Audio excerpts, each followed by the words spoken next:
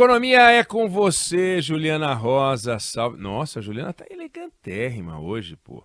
Tá elegante. E hoje tá num Zoom. Ela não tá no mesmo ambiente que ela costumava estar, que ela costuma estar normalmente. Tá num Zoom.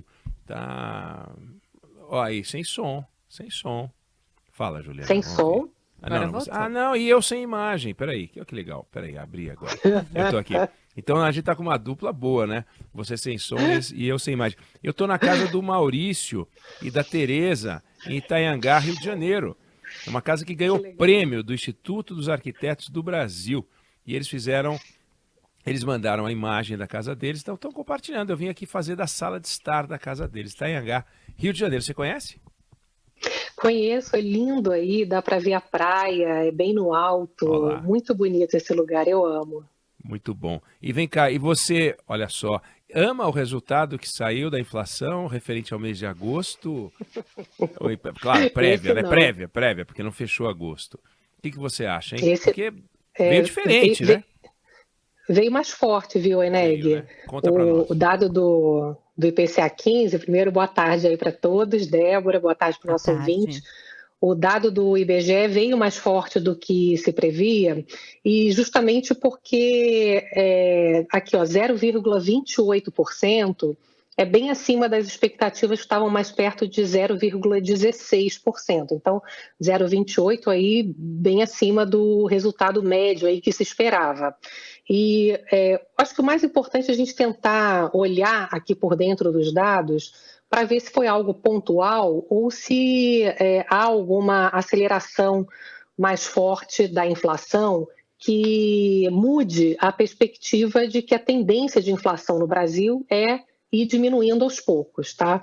E olhando aqui por dentro, não parece, Oineg, que mudou a perspectiva de desaceleração da inflação. A inflação, mesmo com esse dado mais forte, a gente ainda vê que a tendência dos últimos 12 meses, e olhando também detalhadamente ali as composições dos preços, parece que a tendência ainda, recebi também algumas análises aqui de economistas, você tem uma tendência ainda de perda de fôlego da inflação. O que acontece é que tinha expectativas de que a inflação pudesse cair mais rapidamente. E aí tinha gente esperando que os juros pudessem cair mais rapidamente também. Mas como esse dado de hoje vem mais carregado, o que mostra é que a inflação provavelmente vai continuar perdendo força, mas não com num ritmo tão forte de queda quanto se poderia ser, tá? Agora, E principalmente porque, oi, Anene. não, eu tô te interrompendo porque se a gente tivesse junto no estúdio, não seria tão grotesco assim, né? Eu levantaria o dedinho assim, daria para falar sem te interromper. Mas a gente está em lugares diferentes. É que quando a gente ouviu a queda da taxa de juros, né, que começou em agosto e você vai ter mais 3 reuniões do Banco Central, muita gente disse não, meio é pouco. Deveria ter sido 75, poderia ter sido mais. Você fez uma entrevista com um ex-diretor do Banco Central que disse o seguinte: eu não teria dado nada de queda. Lembra disso? Uhum. Nada, zero. E muita gente ficou feliz que ele estava fora do Banco Central, não dentro do Banco Central. Mas o fato é o seguinte: a impressão que dá é que a avaliação do Banco Central está mais certa do que o que as pessoas estão falando. Ou seja, a inflação veio um pouquinho mais alta do que se esperava, como você falou, do que se esperava, mas talvez não do que o Banco Central esperava. Tanto que ele foi de uma posição mais conservadora e falou: vamos dar quedas do mesmo tamanho, da mesma magnitude. Então, talvez o entusiasmo de algumas pessoas não tenha ignorado alguns fatos que o Banco Central observou. Não sei não. A impressão que dá é que reforça a posição do Banco Central. Ou eu estou enganado e mereço levar uma ovada?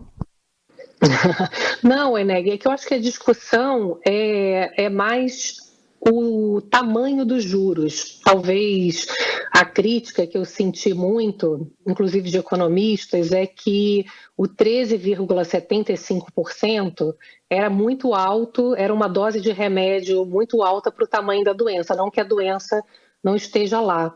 Então, acho que teve uma divisão, não que os juros devessem continuar fazendo um efeito contracionista da economia, porque vamos combinar que o juro, se cair ali para 11,75, né, que é a previsão para o fim do ano, é um juro ainda muito alto, porque o chamado juro neutro no Brasil, que é aquele que não desestimula a economia, nem estimula demais, fica ali no 0 a 0, está hoje mais perto dos 5%, 6%, aí depende das previsões. Então, 11,75 ainda é uma visão de que é preciso segurar a inflação, né?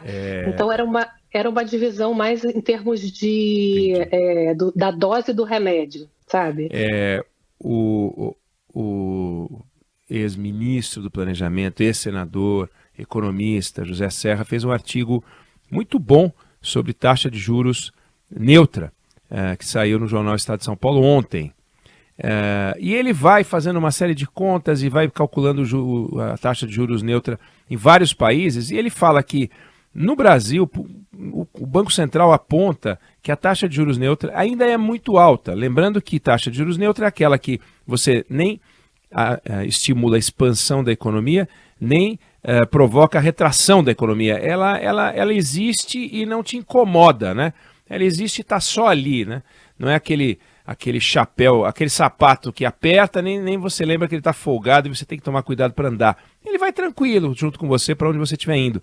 E ainda assim, e ele termina o artigo dele dizendo com a palavra o Banco Central, por que no Brasil esses juros que nem atrapalham a economia para um lado, provocando retração, nem provoca expansão, por que ele, mesmo essa taxa de juros é alta, né? Mesmo o juro neutro é alto, né, Juliana? É o que ele fala no artigo dele.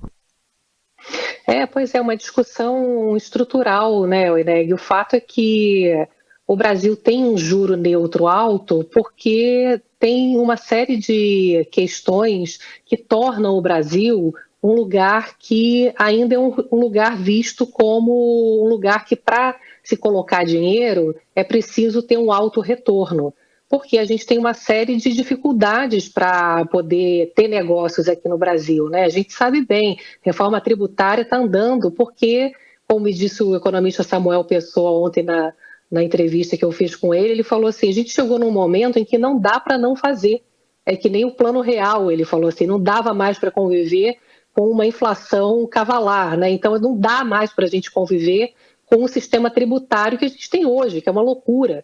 E a gente tem ainda, Oineg, esse desafio do governo gastar sempre muito mais do que poderia, né? Então você cria ainda, embora haja um avanço do compromisso agora do governo de fazer um equilíbrio das contas públicas, a gente sabe que é um desafio grande, e mesmo que o governo entregue aquilo que ele está prometendo, a dívida do Brasil ainda vai crescer.